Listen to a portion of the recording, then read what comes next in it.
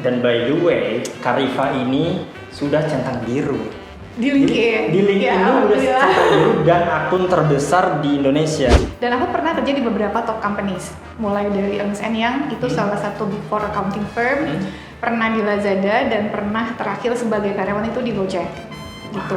Pas di Lazada, pesaing aku anak Harvard, anak Princeton, anak Oxford, iya.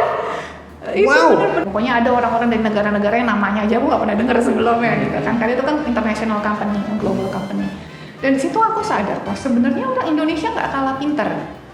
Nggak kalah pinter kok sebenarnya. Secara teknis oke, tapi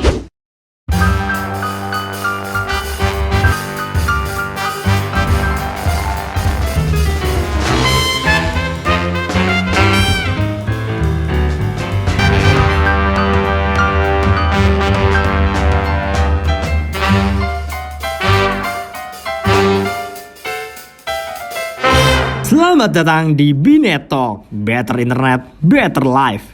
Halo Binet Lovers, dimanapun kamu berada, masih bersama saya Aldi Depeng, host paling terkece, terfenomenal di Kabupaten Karawang.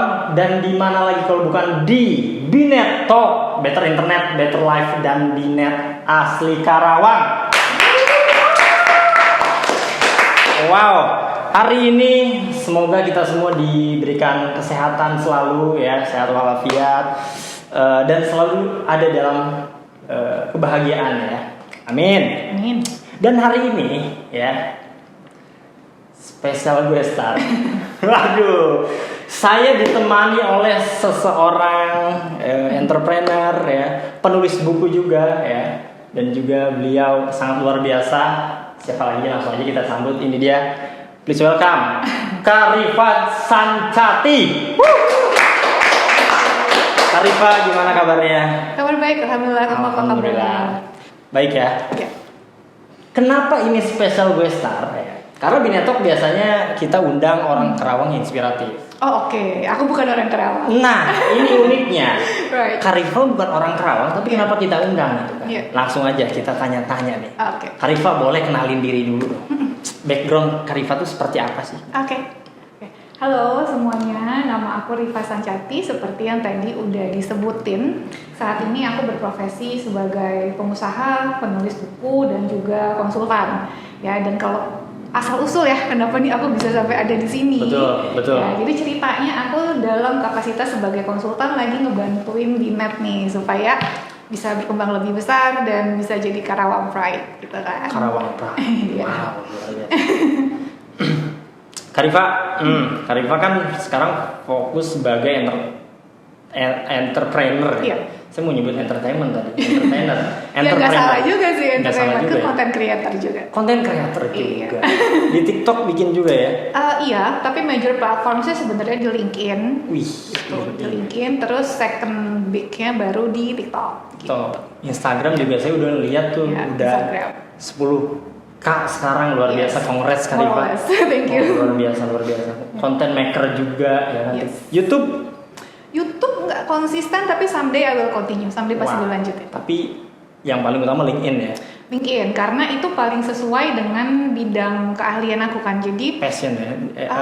not necessarily. Jadi kan tiap content creator tuh punya topiknya masing-masing kan. Oke. Ya ada yang di Paragoy misalnya gitu. iya. Nah kalau aku spesialisnya di pengembangan karir. Jadi kan iya, jadi cocok banget dong di LinkedIn karena LinkedIn itu kan sosial media khusus profesional kan. I see. Gitu sih. Jadi that's why majority di LinkedIn. Wow. Gitu. Dan by the way, Karifa ini sudah centang biru.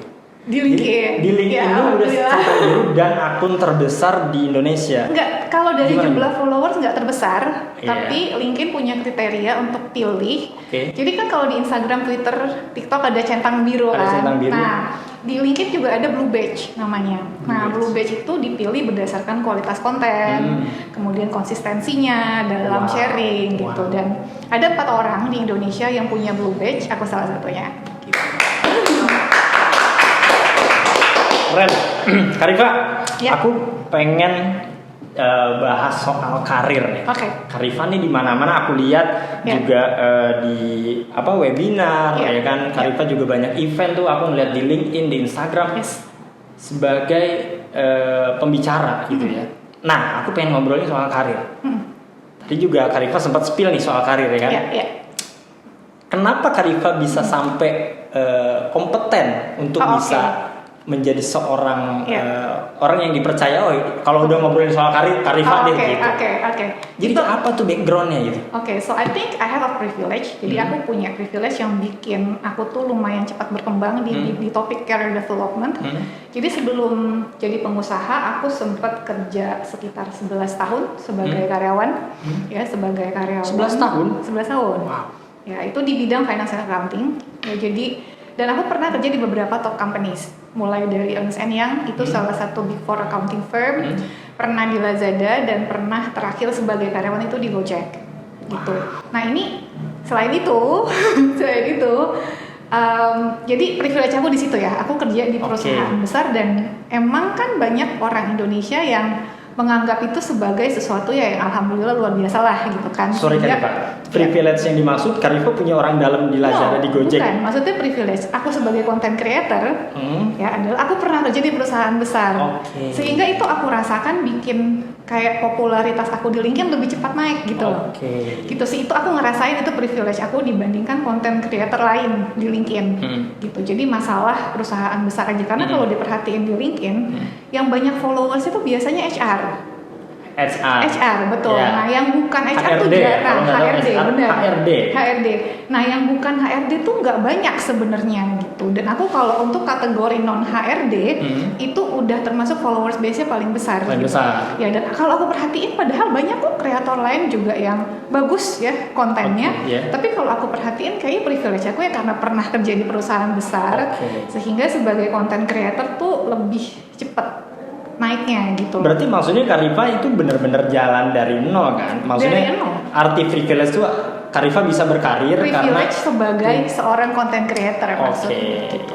Nah terus nggak sampai situ. Nah selama aku jadi karyawan itu selama 11 tahun, alhamdulillah dimanapun aku kerja, aku tuh bisa dapat kenaikan jabatan tiap 2 tahun sekali. Gitu. Jadi 2 tahun sekali naik jabatan. Gitu. Jadi dan awalnya gara-gara teman-teman sekitar aku gitu kan sering dengar kok si Rifa promosi lagi. Nah banyak yang nanya apa sih rahasianya gitu, apa rahasia suksesnya kok bisa dimanapun aku kerja di perusahaan manapun tiap 2 tahun sekali, paling lambat ya bisa jadi lebih cepat. Lebih cepat. Ada yang nggak nyampe 1 tahun udah promote ada gitu. Jadi tiap 2 tahun sekali dapat promotion, rahasianya tuh apa gitu. Nah dari situ aku pikir, kalau tips yang aku kasih itu cuman sampai ke inner circle aku aja atau orang-orang terdekat aku aja kan sayang ya gitu. Dan ada salah satu anggota tim aku juga yang pernah bilang, kenapa lu nggak bikin konten, lu bikin buku share ke banyak orang.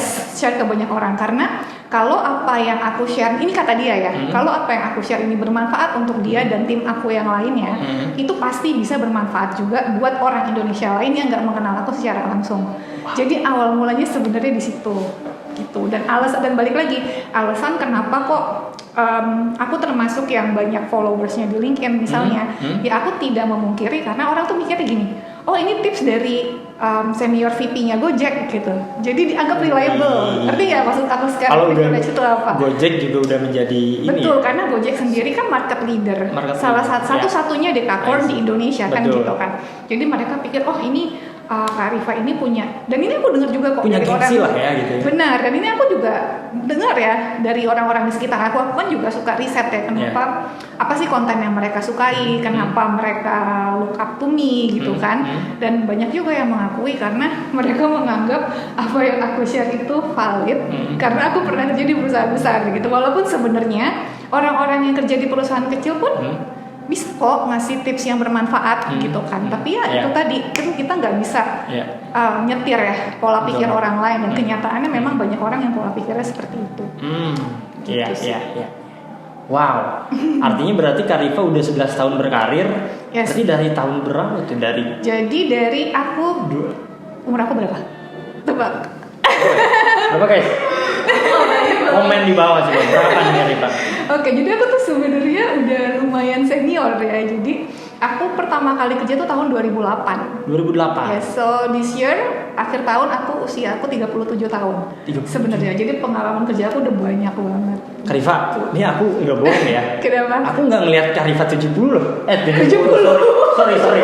Ya bener sih, bener kan. 70. Sorry, 37. Iya, sekarang 36 tapi nanti November 37. Serius nggak? Baru tahu ya? Udah tahu banget. Wah serius Karifa? Serius. Nah, Aku jadi manggil Kak Karen baru ya 26 di Sumerang Kak Berto. Enggak. Nah, aku mulai bikin konten itu di tahun ke-10 kerja kurang lebih itu pas aku di Gojek gitu. Nah, pas lagi di Gojek mulai bikin konten dan mulai diseriusin setelah jadi pengusaha, setelah keluar dari Gojek gitu. Keluar dari Gojek tahun berapa tuh? Sebelum pandemi banget, 2019 Desember. Susah nggak sih masuk Gojek Kak? Apa? Susah nggak sih? Kan orangnya ya iya. market leader kan tadi. Iya. Perusahaan besar Yang dan lebih susah tuh adalah kerja di dalam ya menurut aku. masuknya gampang berarti. Masuknya buat aku alhamdulillah gampang. Buat Karifa ya. Tapi ketika kita mulai execute-nya, ya kan, ngerjain tugas-tugas yang dikasih itu bukan termasuk yang paling challenging dari sepanjang karir aku. Gitu. Di Gojek tuh. Di Gojek dibandingin perusahaan-perusahaan Wow. sebelumnya. Ya it makes sense kan, karena ya ukuran perusahaannya juga besar Iya gitu dong. kan. Terus masih growing fast kan. Pas aku tuh jadi di GoPay grupnya by the way. Nah pas Kenapa? di GoPay grupnya. Oh di GoPay Group. Jadi pas aku masuk GoPay, CEO-nya tahu nggak namanya siapa? Aldi kan? Oh iya, aku tahu. CEO-nya Aldi loh. Iya, Aldi. Jangan salah nama Aldi tuh. Betul. Nah, jadi waktu aku join GoPay itu GoPay-nya tuh kayak baru 1 tahun umurnya. Nah, itu kalau ngurusin Tahun berapa itu? baru GoPay itu belum segitu lama Waktu tahun ya berapa? sebenarnya. Berarti tahun GoPay itu kan 2017-an kan. Aku mulai Baru banget ya? Iya, benar. Baru kok sebenarnya. Wow. Jadi karena lagi lucu-lucunya kan, karena baru Lucu-lucu. launching gitu. Karifa juga masuk Yes, lah. jadi benar. Jadi yang mesti dikerjain tuh banyak. It was fun, it was fun. Itu Karifa sebagai di situ Aku jabatan? head of finance-nya. Head of Untuk finance, guys. Iya, untuk Wow. GoPay grupnya aja, bukan Wow. Gojek secara keseluruhan. Iya. Gitu. Itu sih. Banyak tepuk tangannya. Keren. Kalau ke Lazada susah? Enggak. Menurut aku sih Itu kan market leader juga dong. Iya sih. Iya, terutama yang senior apalagi itu orang yang masuk kayak mayoritas lulusan akuntansi tuh pengen kerja di Big Four gitu kan. Iya. Tapi yang diterima cuma Betul. dikit banget gitu kan. Gitu aja. Alhamdulillah buat aku sih semuanya dapetinnya gampang sih. Menurut aku mempertahankan tuh lebih susah daripada mendapatkan. Gitu. Terus, berarti oke. Karifa tuh bisa ke Gojek, Lazada, ya perusahaan besar, punya privilege kerja di perusahaan sebelumnya. Iya, selalu kayak gitu. Nah, waktu Jadi Gojek, aku dapat di Gojek karena Oke. pernah di Lazada. Oke. Ya kan? Aku dapat di Lazada karena pernah di EY. oke. Gitu. Jadi Nah, memang dihitung banget gitu, dianggap banget. Nah, pertama kali kan Karifa fresh graduate nih, Iya. langsung kerja. Langsung kerja.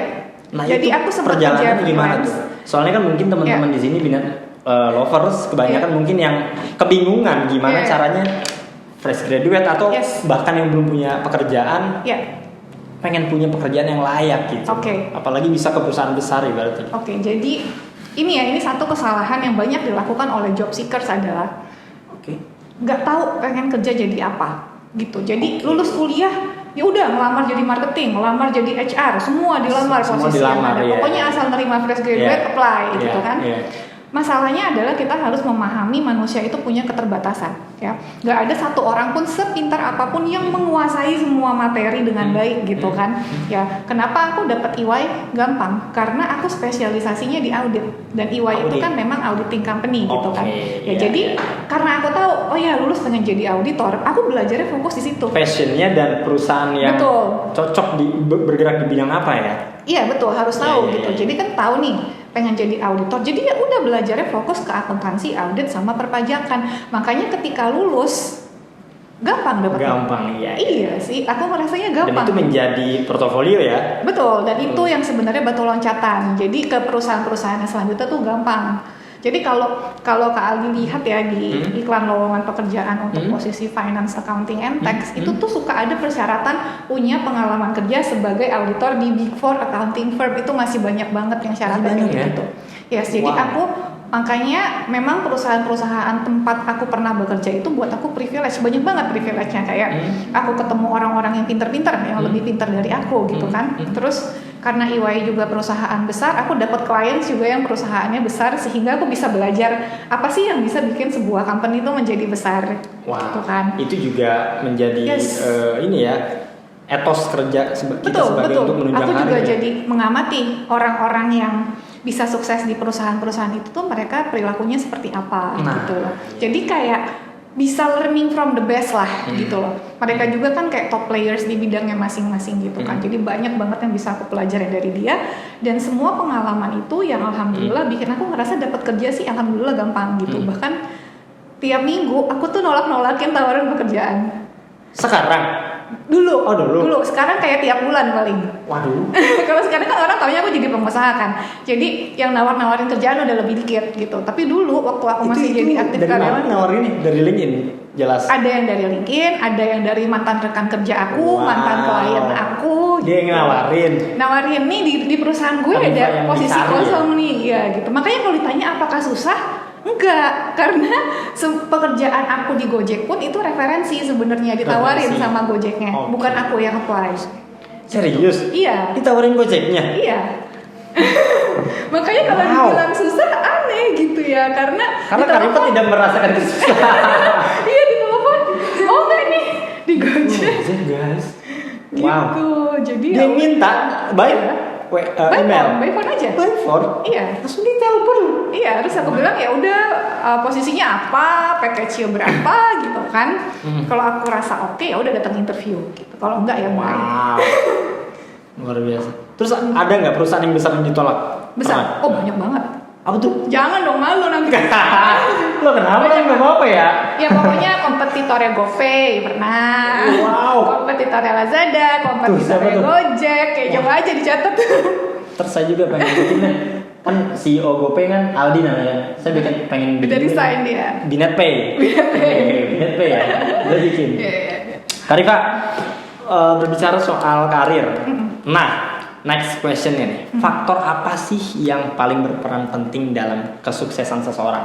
Apakah privilege, hoki, ya kan bisa jadi, atau kerja keras gitu kan? Soalnya kan banyak juga orang yang bilang kerja keras itu nggak menjamin kesuksesan. Oh iya, I heard that. Atau sebaliknya gitu. Oke. Ini 3 hal ya. Kita ngebahas privilege, kita ngebahas hoki, kita ngebahas kerja keras ya satu-satu. Pertama masalah privilege. Ya. Orang tuh mikirnya privilege itu hanya kalau terlahir di keluarga kaya aja. Kebanyakan kan kayak gitu ya. Gitu. Padahal mereka kuliah S1. Kuliah S1 tuh privilege loh, tapi mereka ngeluh nggak punya privilege. Menurut aku itu kelewatan. Kenapa? Karena tidak semua orang kuliah S1 di Indonesia. Masih banyak yang nggak kuliah S1. So, jangan ngeluh nggak punya privilege ya. Kalau kalian masih punya handphone, itu privilege juga. Nggak semua orang punya handphone. Handphone bisa dipakai buat belajar. Ya kan, bisa bikin konten. Buat cari uang dari kontennya bisa gitu. Jadi banyak privilege yang kita punya sebenarnya. Ya, dan doa ibu aja jadi privilege ya? Bisa, karena nggak semua orang punya ibu juga. Betul. Privilege. Iya kan. Nah jadi masalah privilege itu suka dijadikan excuse sebenarnya. Alasan ya. Alasan kenapa? Oh iya, kenapa saya nggak sukses? Karena saya nggak punya privilege. Nggak kayak dia nih yang nggak kayak dia nih anaknya juragan gitu kan, kuliah di luar negeri. Dengan kita kuliah di Indonesia aja udah privilege kok gitu kan. Dan itu ya masalah privilege itu kayak gitu. Dan makanya tadi yang aku sebutkan, privilege aku adalah perusahaan aku sebelumnya gitu kan. Aku akuin itu privilege karena nggak semua orang bisa bekerja di sana gitu kan. Tapi itu bukan privilege yang diwariskan kan. Bukan privilege yang gara-gara orang tua aku adalah si bapak yang Sapari gitu kan, jadi bisa kerja di EY. Enggak gitu kan. Itu adalah privilege yang aku kasih untuk diri aku sendiri. Aku belajar mati-matian saat kuliah, dari pagi sampai pagi lagi belajarnya kayak gitu kan. Terus kerja freelance juga, nyari pekerjaan yang bisa ngebantu aku lolos tes masuk di EY-nya gitu loh. Jadi itu juga bukan privilege yang diwariskan. Jadi privilege itu bisa diciptakan. Sebenarnya itu yang pengen aku sampein sih. Privilege gitu. bisa diciptakan. Betul. Jadi kita bikin sesuatu. Kita lakukan, kita yang di hari sekarang lakukan sesuatu supaya kita di masa yang akan datang bisa dipermudah gitu loh. Kayak tadi aku bilang ya, aku sering ditawarin kerja sama orang lain. Tiap minggu tuh aku hampir tiap minggu aku nolakin tawaran pekerjaan dari banyak. Itu bukan hoki, itu bukan privilege dari orang tua. Oh ya karena anak konglomerat nih, no, orang tua aku bukan konglomerat, biasa aja gitu kan. Bukan, kenapa kok kesannya aku punya privilege itu? Orang kan mesti capek-capek kirim CV yang tadi Kak Aldi bilang kan ya.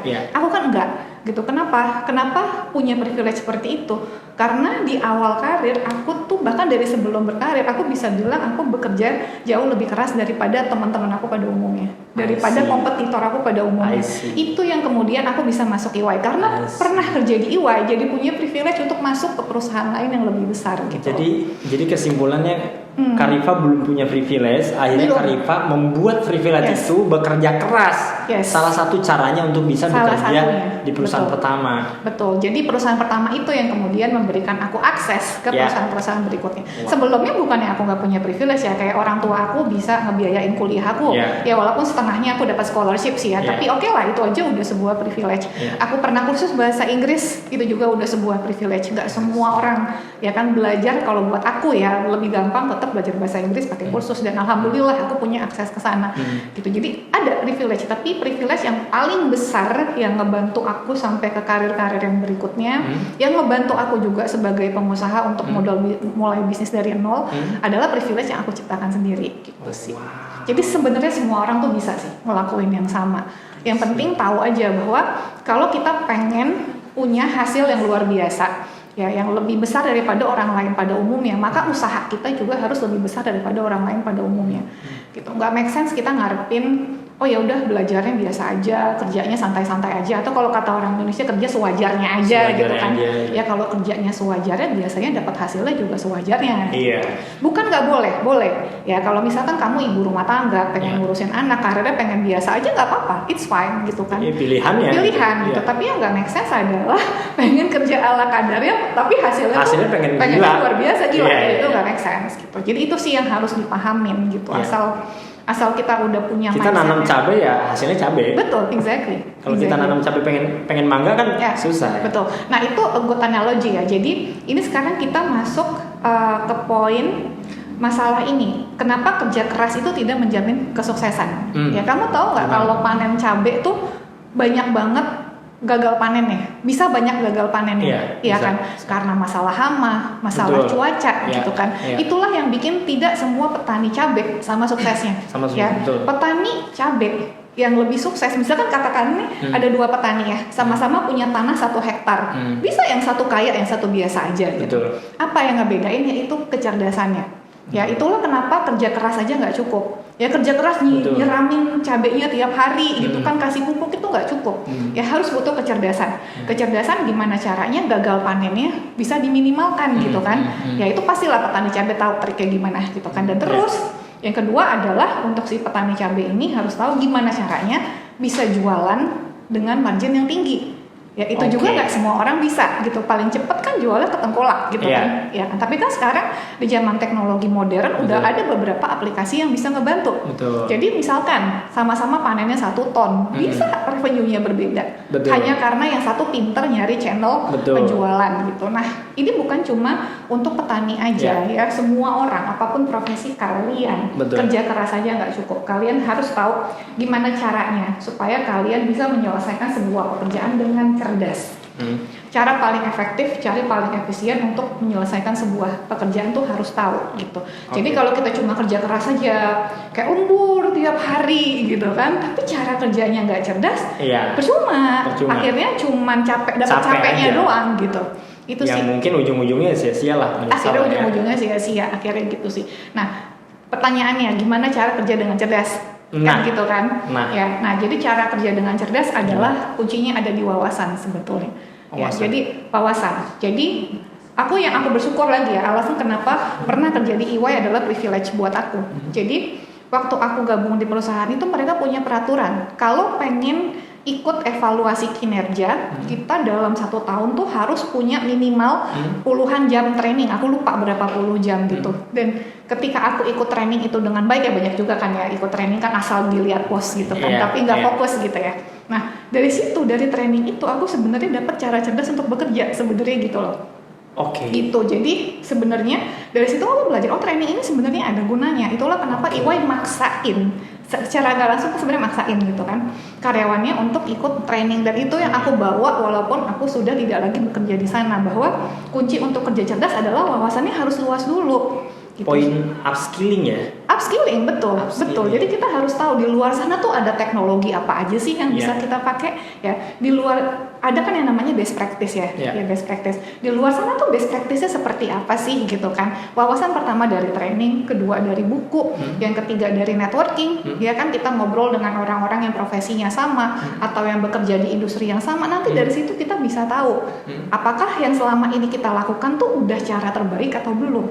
Ya udah cara yang cerdas atau belum. Tapi kalau kita sibuk sama dunia kita sendiri nih, ya nggak pernah ngelihat kanan kiri pakai kacamata kuda aja, tahu kan lihatnya lurus doang ke depan, tapi nggak pernah ngebandingin orang lain cara kerjanya seperti apa, jadi nggak tahu ini kita udah yang doing our best, udah yang benar-benar terbaik atau belum gitu. Dan banyak orang yang suka self proclaim loh. Jadi self proclaim, iya saya tuh udah bekerja keras, saya kontribusinya udah banyak, tapi itu menurut dia doang. Kalau ditanya ke atasannya, enggak, orang masih sering salah, banyak dapat koreksi gitu. Nah jadi kan ya itu berarti belum bekerja secara cerdas walaupun kerja kerasnya udah.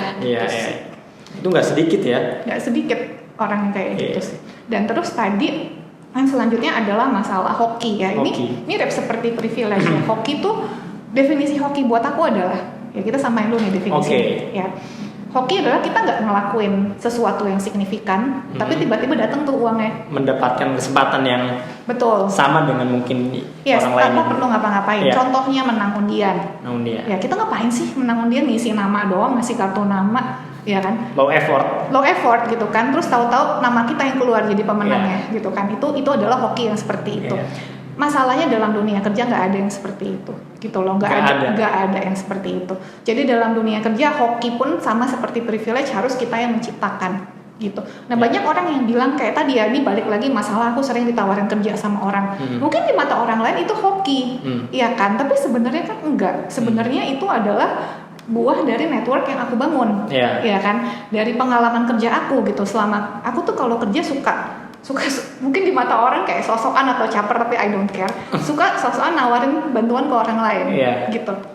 Ada yang bisa gue bantuin nggak, gitu kan? Ada kesulitan nggak, gitu. Itu yang bikin mereka kayak mereka tuh itu yang orang-orang itu ya, yang kemudian nawarin aku pekerjaan di kemudian hari, gitu loh. Karena mereka ini mereka sendiri yang bilang mereka ngerasa terbantu gitu kan, mereka pengen kerja lagi sama aku di perusahaan yang berikutnya. Jadi itu bukan hoki, gitu sih. Itu bukan hoki, itu sesuatu yang memang tabur tuai kan, hukum tabur tuai juga. Hoki yang dimaksud kalau keberuntungan gimana menurut kalian? Sama aja hoki yang keberuntungan ya. Sama aja. Cuman kali itu sepakat nggak ada aku sempat dengar ya di podcast Deddy Corbuzier kan masalahnya. Waktu itu sama Zawin dia bilang keberuntungan itu ketika kesempatan bertemu dengan kemampuan.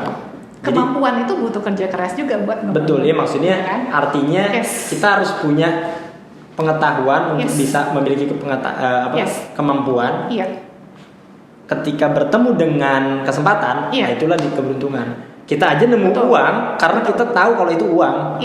Gitu kan? Itu kesempatan yang nemu uang gitu kan. Betul. Tapi kalau skalanya nemu uang itu terlalu mikro karena kemungkinannya kecil, ya kan. Kalau kita ngomongin kesuksesan karir itu kan hal yang besar banget, gitu kan. Nggak bisa di perumpamannya nggak bisa seperti itu sebenarnya. Iya betul. Bertemu dengan kesempatan, tapi yang lebih aku percaya adalah sebenarnya kita yang menciptakan kesempatan itu. Betul. Privilege, keberuntungan, kesempatan itu harus kita sendiri yang menciptakan. Ya contohnya kayak gini. Misalkan ya, kalian jualan. Emangnya bisa hari ini produksi duduk-duduk terus langsung ada yang beli? Enggak kan, tetap harus kita yang berusaha memasarkan gitu. Jadi sebenarnya mau profesi apapun, kesempatan itu ujung-ujungnya kita yang menciptakan. Tentu ada campur tangan Tuhan ya, itu aku nggak mengingkari.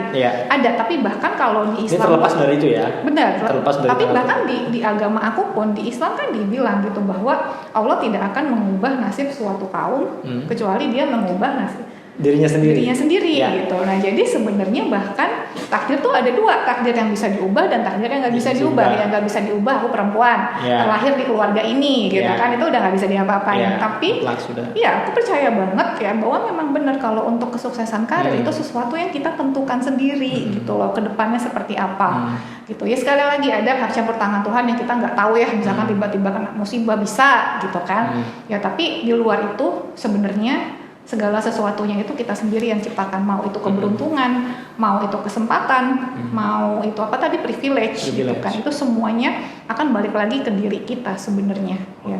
Apa yang udah kita lakukan, maka ya udah itu juga nanti kurang lebih akan kita dapatkan gitu sih. Dan ini aku punya survei yang bisa nge-backup pendapat aku. Jadi ada lembaga, ada firma survei namanya WealthX. Ya, dia itu tiap tahun rutin melakukan survei. WealthX. Oke. Dia tuh melakukan survei para bilioner di seluruh dunia ini, ya kan? Kalau bilioner dalam USD itu triliuner lah dalam rupiah gitu kan.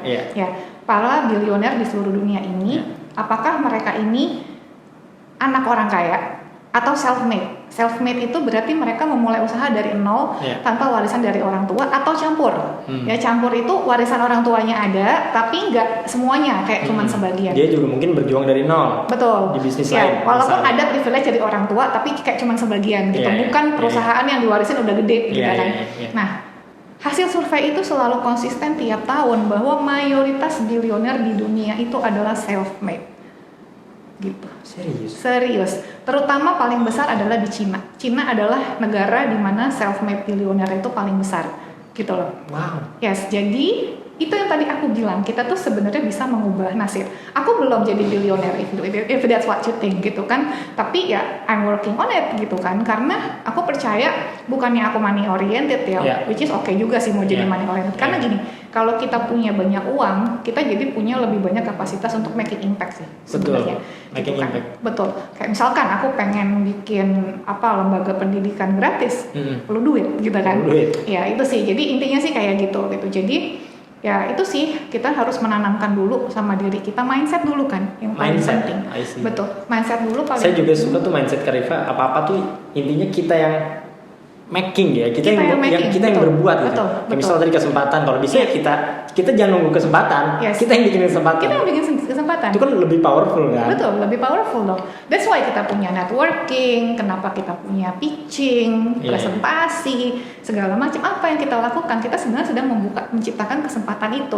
Ya mungkin sekarang nggak langsung dapat gitu kan, tapi nggak tahu nanti ke depannya akan seperti apa. Yang penting usaha dulu aja. Gitu sih. Wow. Karifa, terus apa pendapat Karifa tentang peranan support system dalam kesuksesan karir seseorang? Oke. Support system. Jadi ini ada penelitian ya dari Dr. Ginsberg tentang apa sih yang mempengaruhi resilience seseorang. Resilience itu kayak ketahanan mental lah ya, supaya kita tuh nggak lembek dan menyerah gitu. Menariknya, beliau ini psikiater. Ya, yang fokusnya adalah di humans development gitu. Jadi pengembangan manusia gitu. Hasil penelitian dia salah satunya itu adalah support system ternyata.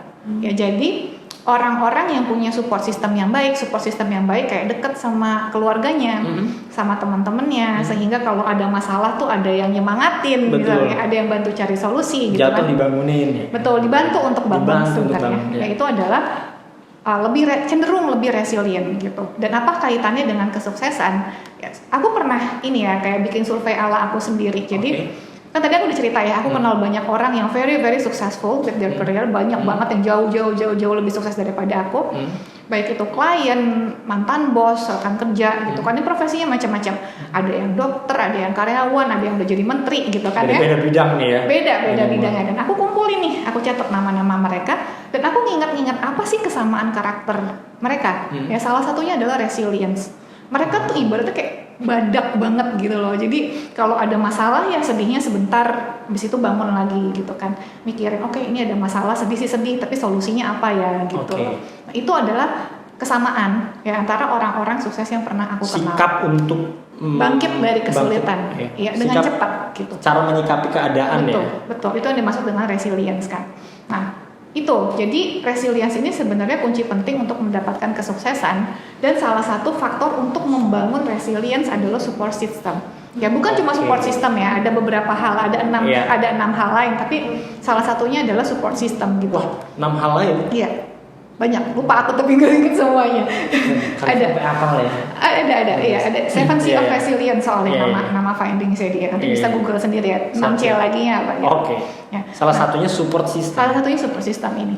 Nah, Kenapa itu make sense ya? Kalau menurut aku, karena gini loh, kalau orang-orang yang punya support system kan jadi nggak gampang nyerah, ya kan? Karena dia dari kecil disupport sama orang tuanya, sehingga dia punya kepercayaan diri.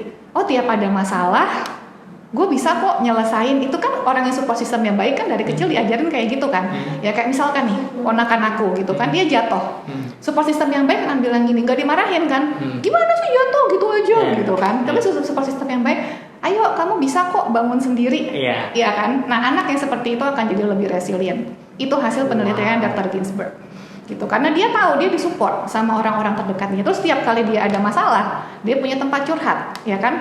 Kalau udah curhat kan pikiran jadi plong gitu ya, jadi lebih lega sehingga abis itu dia bisa berpikiran jernih, masalahnya selesai, bisa jadi lebih kuat gitu.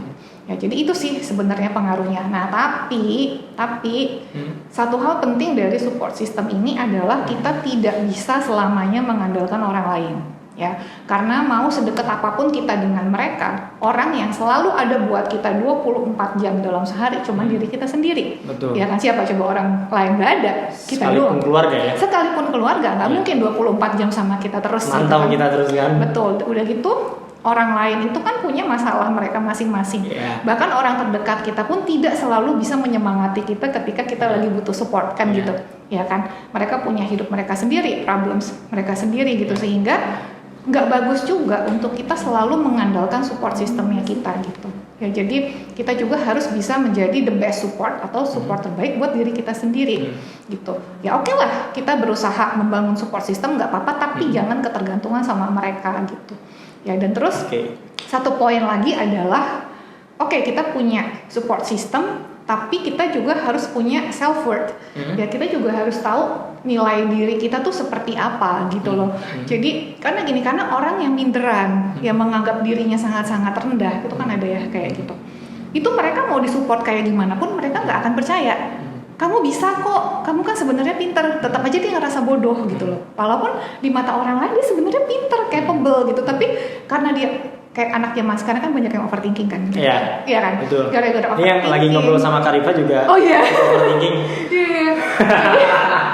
Iya, kalau kitanya aja udah kayak gitu, orang lain mau support apapun mental sih gitu kan, nggak bakalan kedengeran. Jadi ya it's okay to have a support system, itu ada kontribusinya terhadap kesuksesan karir kita, walaupun indirectly gitu kan. Tapi tetap aja ujung-ujungnya kita harus bisa menjadi support system untuk diri kita sendiri. Gitu. Dan berarti itu juga maksudnya gini, setelah ada menurut Karifa kan support system itu sangat berpengaruh terhadap pengaruh, betul. Ada pengaruh. Dan ada studi yang gimana kalau seandainya ada orang yang punya broken home, yang mungkin dia merasa wah dia keluarganya bahagia, wajarlah lebih sukses gitu kan. Nah, ini kan mempengaruhi ke mental blocking untuk meraih kesuksesan kan. Nah, itu gimana? Jadi gini, aku percaya tiap orang tuh punya cobaannya masing-masing, ya kan. Kayak aku alhamdulillah orang tua happily married, ya kan. Aku bukan dari broken home family, tapi aku punya kekurangan lain yang banyak orang nggak tahu. Aku punya keterbatasan di IQ sebenarnya, gitu. Jadi punya keterbatasan? Aku IQ-nya tuh nggak nyampe 3 digit, gitu. Jadi aku kalau belajar angka sama belajar bahasa, aku mesti bekerja lebih keras daripada orang lain pada umumnya, gitu. Jadi saya nggak habis pikir. I know right? IQ nggak 3 digit tapi Gojek nawarin Karifa kan. Aku kerja di bidang finance lagi kan, yang di bidang angka gitu. Hitung-hitungan kan. Betul. Dan alasan kenapa waktu aku di BINUS nggak pernah mewakili BINUS untuk lomba accounting, karena itu khusus untuk orang-orang yang jenius, yang bisa ngitung nggak pakai kalkulator gitu. Apa? BTW dulu aku mau ke BINUS. Oh iya, terus nggak jadi? Kenapa? Jadinya di Unsika. Karena Unsika kampus terbaik di Karawang. Oke. Kenapa jadi promosi Unsika? Nggak lanjut.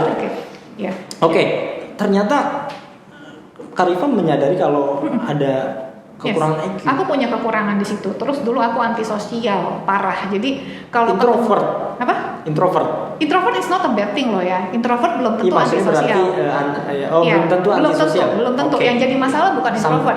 Yang jadi masalah something different ya. Itu different, iya. Jadi dulu tuh aku gini loh. Aku tuh bener-bener punya anxiety kalau ketemu orang. Jadi misalkan apa tuh? Kayak bingung Terus, tapi aja. sekarang jadi pembicara, waduh. Exactly. Itu poin aku sebenarnya, bahwa beda orang punya perjuangannya masing-masing gitu. Aku punya problems di masa lalu aku yang bikin aku dulu jadi kayak gitulah gitu. Aku nggak bisa share di sini gitu kan. Jadi maksud aku yang jadi ujian buat kita tuh bukan cuma soal family yang broken home aja.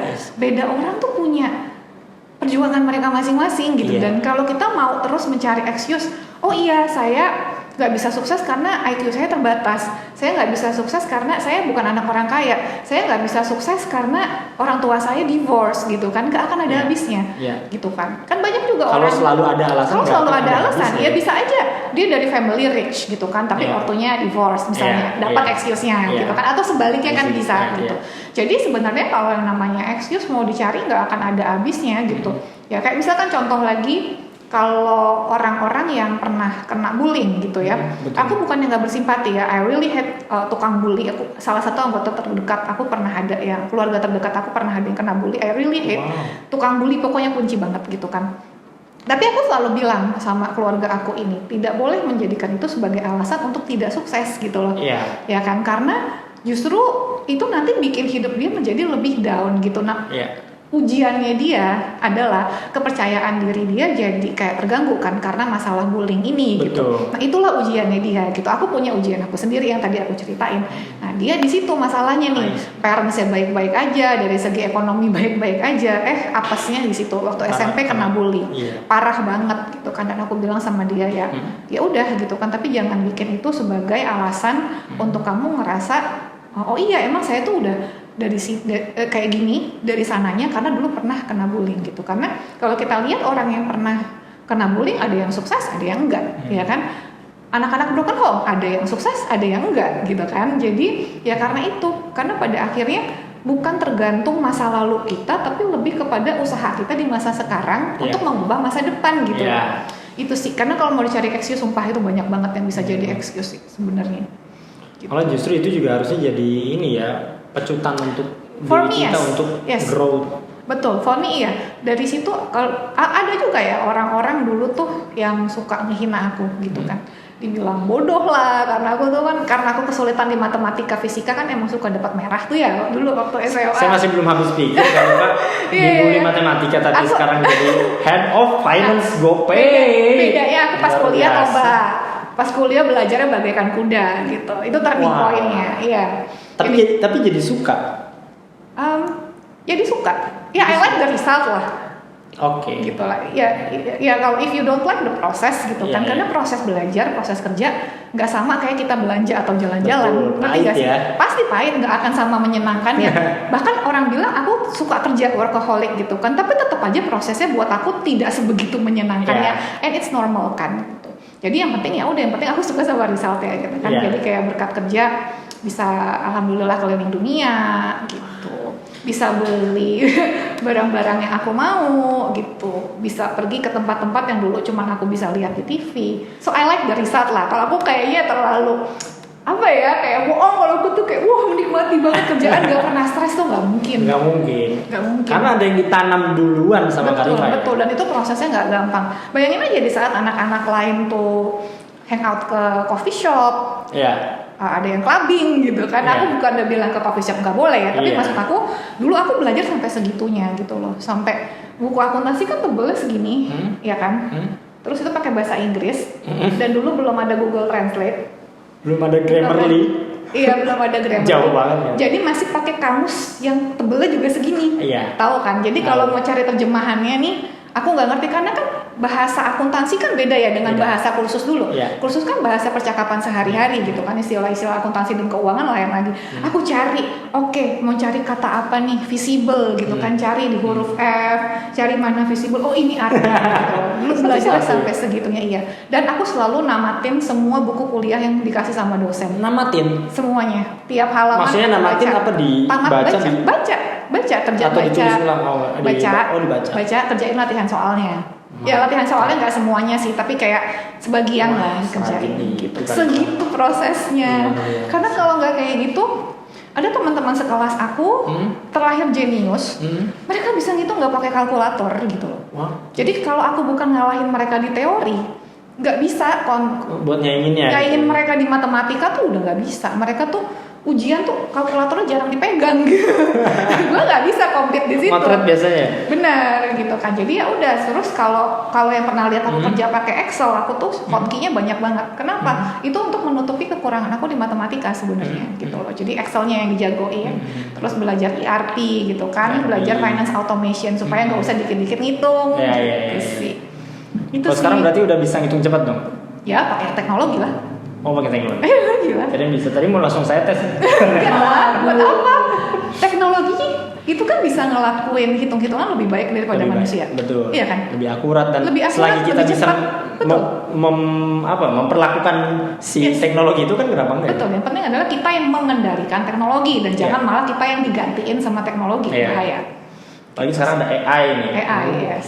Karifa, berarti perjalanan Karifa nih berkarir sampai ke luar negeri, beli barang yang Karifa pengen, segala macam. Jalan-jalan ke luar negeri ya, bukan kerja di luar negeri. Oh iya, jalan-jalan ya? Beda ya, beda. Jalan-jalan. Ke luar negeri ada sih bisnis trip juga, Ya. tapi itu paling kayak cuman berapa bulan sekali. Yes. Kerjanya sih di Indonesia terus gitu. Dan Karifa sekarang menjadi entrepreneur. Iya. Nah, saya melihat Karifa di situ punya buku. Oh iya. Nah, apakah isi buku itu dan Ya. apakah perjalanan Karifa selama berkarir? Terus apa benefit buat pembaca ketika udah Ya. baca buku itu? Oke, jadi buku itu lahir dari pertanyaan yang tadi aku bahas di awal. Disarankan sama temen aku gitu kan. Judulnya apa sih? The Little Handbook for Big Career. Ada di Tokopedia dan Shopee, ini promosi. Nah, ini nggak apa-apa. Maksud saya itu, saya bridgingnya itu maksudnya. Iya, iya, iya. Gitu. Jadi itu adalah karena itu banyak yang nanya kan, apa sih rahasia sukses karirnya gitu. Jadi nanti The Little Handbook itu ada 3 series. Yang pertama kan udah launching ya, The Little Handbook for Big Career. The second one itu The Little Handbook for Big Leaders. Wah, Ya. ini yang ketiga berarti yang Big Career ini. Big Career yang pertama. Sorry. Pertama. Oke. Ya kan, yang kedua Big Leaders. Yang ketiga adalah buat Big Entrepreneurs. Tapi yang ketiga nantilah, tunggu aku Belum. sekarang di pengusaha newbie ya gitu kan. Banyak belajar masih dari Binat juga ada aku pelajari nih. Mantap. Pengusaha yang udah lebih senior gitu. Mantap. Gitu. Jadi aku masih baru gitu. Tapi someday kalau pelan-pelan lah gitu kan. Kalau someday alhamdulillah bisnis aku udah bisa dibanggakan. Iya. Akan terbit buku yang ketiga insya Allah. Gitu. Berarti sekarang yang apa, The Little Handbook for Big Career itu, dulu baru yang Big pertama. Career itu udah Ya. bisa dibeli ya? Oh udah dong.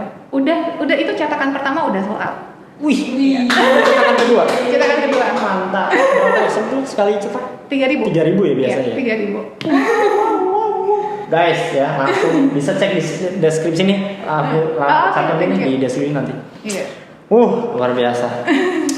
Oke. Aku rasa sih udah cukup panjang dan Yes. cukup wow lah, itu udah cukup mewakili betapa hebatnya seorang Karifa Aduh. Sancati ya. Tapi ya karena aku pernah kerja di perusahaan yang luar biasa buat aku gitu ya. Sebenarnya banyak kok orang yang lebih hebat dari aku. Mereka nggak sharing aja. Sebenarnya itu yang ngebedain gitu. Apa mereka Nggak sharing, nggak suka. karena nggak mau. Ya sibuk soalnya. Oh, kan. sibuk. Jadi mereka nggak sharing aja, jadi nggak kelihatan gitu Iya. kan. Yang tahu mereka hebat ya orang-orang yang kerja bareng sama Iya, mereka. iya. But actually there are so many people in Indonesia yang much smarter than me, lebih pinter, lebih kompeten, yang inspiring aku banget gitu kan. Iya, iya. Itu sih. Jadi actually I'm not that great. Aku juga jadi nggak enak gitu kan. Oh, ya, enggak dong. Beda Kita aja. bisa melihat dari gestur Karifa, dari Right. literasinya, penulis buku, guys. Dan aku juga sempat ngobrol, Karifa bikin konten di Twitter nggak? Enggak lah, penulis buku gatal banget bikin konten di Twitter katanya. gitu. Pendek-pendek. Iya, pendek-pendek. Karifa, berarti kan Karifa sekarang rutin bikin konten Iya, berarti. di LinkedIn. LinkedIn terutama TikTok paling juga paling ya? konsisten LinkedIn. TikTok tuh kalau lagi nggak sibuk, karena kan mesti bikin video. Lo di LinkedIn juga upload video kan? Itu Tapi adalah kebanyakan- kalau lagi bikin TikTok, Oh, tinggal di repost ke oke, LinkedIn iya, iya. sebenarnya. Banyak kan texting. Texting kebanyakan. Jadi kan dan banyak juga yang tadinya aku teks tulis di LinkedIn, ternyata banyak yang suka, aku bikin versi videonya buat di TikTok. Bisa juga Oke, kayak gitu. Bisa. Gitu. Itu sering tuh. LinkedIn target aku sehari 1-2 konten, tapi kalau lagi sibuk banget ya minimal sehari 1 konten. 1-2 konten. Betul. Gitu. Supaya ini kan algoritmenya juga on top Betul. of the game. Ya, ya, ya. Gitu Algoritma. Mm-mm. Pernah nggak waktu ngupload TikTok atau LinkedIn tuh Ya. terus ngerasa lemot gitu? Pernah nggak sih? Lemot Kalau apa? gitu, lemot internetnya gitu kalau Karifa Oh lagi iya upload iya gitu. iya iya. Pernah Terutama di video loh. Karena Video. gini, jadi kalau kita upload video nih, terus si followers aku ngeliat nih kan, tapi videonya loading terus, mereka langsung nge-skip dong. Iya. Kan, mereka langsung Sayang scroll, banget kan. sayang banget kan. Jadi aku udah capek-capek bikin konten, mereka nggak lihat karena loadingnya kelamaan. Kan sekarang Karifa sering banyak waktunya di Karawang nih, ya kan? Pas banget kalau Karifa harus pakai Binet, karena Karifa ntar kalau upload video nggak bakal buffering lagi kalau pakai Binet. Mantap Ya. lah ya. Ya bikin dong Binet di Jakarta, makanya kenapa Iyalah. di Jakarta? Pak Berto tolong ya, Pak Berto. Jakarta ya. Aku masih ngebujuk dia supaya mau ke Jakarta. Wah, siap. Kan we have to dream big kan, Iya gitu dong. kan. Ya, sekalian nih message buat Kak Berto. Masuk Binet. Iya. Binet asli Karawang. Jadi Binet itu salah satu internet service provider Karawang yang sangat cepat dan cocok banget buat dipakai oleh masyarakat Karawang. Keren. Dan semoga bisa expand ke Jabodetabek, amin. Nah, amin. Amin. Expert. Yuk. Amin. Karifa, Ya. harapan dan cita-cita Karifa ke depannya. Oke. Sekarang Karifa sepertinya Yes. sudah panjang banget karir, sepertinya udahlah. Kalau menurut aku ya sekilas kayaknya Karifa udah nggak punya cita-cita gitu, kayaknya udah kecapai gitu. Masih banyak banget. Masih banyak banget. Kalau emang ada apa? Oke, jadi sebagai pengusaha, aku kepengen perusahaan aku tuh lebih cepat besar, ya. Ini murni bukan jawaban yang dibuat-buat, tapi kenapa aku pengen perusahaan aku lebih cepat besar? Karena aku pengen tim aku bisa berkembang, ya kan? Mereka tuh loyal banget sama aku, ngebantuin aku udah beberapa tahun terakhir, ngebantu aku ngelewatin pandemi yang luar biasa nyebelinnya, gitu kan? Mereka ditawarin kerja dari perusahaan lain pun nggak nengok, gitu kan? Tetap stay di aku. Dan kalau aku pengen mereka berkembang, ya company juga harus bertambah besar dong supaya mereka bisa dapat kenaikan jabatan, bisa dapat bonus, ya kan. Terus gajinya juga bisa naik lebih besar lagi dari apa yang mereka udah dapetin sekarang. Jadi harapan aku tuh itu sih, for the company to grow gitu. Dan apapun akan aku lakukan selama halal ya. Dan ini tim aku tahu kok, tim aku tahu. That's why aku tuh kayak doing a lot of jobs gitu kan sekarang. Itu adalah sebenarnya untuk support bisnis aku, dan aku nggak malu sih untuk mengakui itu gitu. Jadi untuk ngebantu support supaya company aku ini bisa lebih cepat lagi berkembangnya gitu. Amin. Amin. Tuh. Yang pertama, terus yang kedua aku pengen mencerdaskan anak bangsa. Wow. Di konten-konten aku. Ini sudah Iya. sangkut paut dengan undang-undang ya. Cerdas kehidupan bangsa. Mencerdaskan kehidupan bangsa. Jadi aku tuh waktu di Lazada ya, itu tuh aku kerja sama rekan kerja dari 30-an keluarga negaraan, lagi banyak banget ya. Pokoknya ada orang-orang dari negara-negara yang namanya aja aku gak pernah dengar sebelumnya gitu kan. Karena itu kan international company, kan global company.